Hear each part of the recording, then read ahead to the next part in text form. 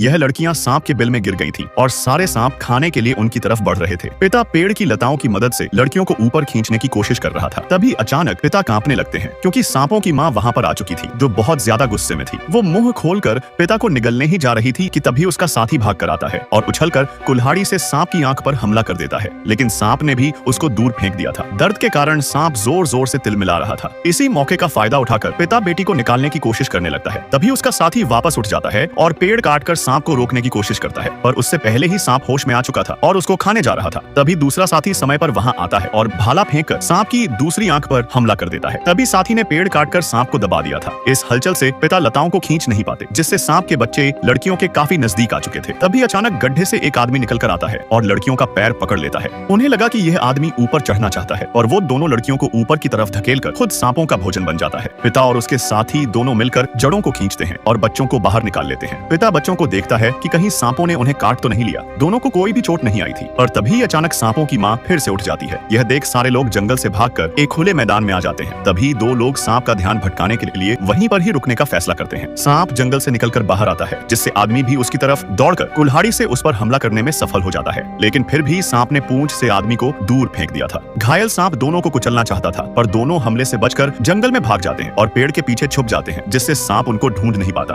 उसी समय पिता अपने साथियों की मदद करने जा रहा था। तभी अचानक उसको पीछे से एक आवाज आती है और जब उसने मुड़कर देखा तो सांप ने उसकी बेटी को एक झटके में निगल लिया था, जिससे गुस्से में पिता सांप पर हमला करने जाता है। लेकिन इतने विशालकाय सांप के आगे कोई नहीं टिक सकता था, इसलिए उसका साथी मशाल जलाकर सांप को आकर्षित कर लेता है और जंगल में आकर मशाल को तेल में फेंक देता है, जिस कारण सांप आग की लपटों में आ चुका था। वो जलता हुआ जंगल से बाहर आता है और मारा जाता है।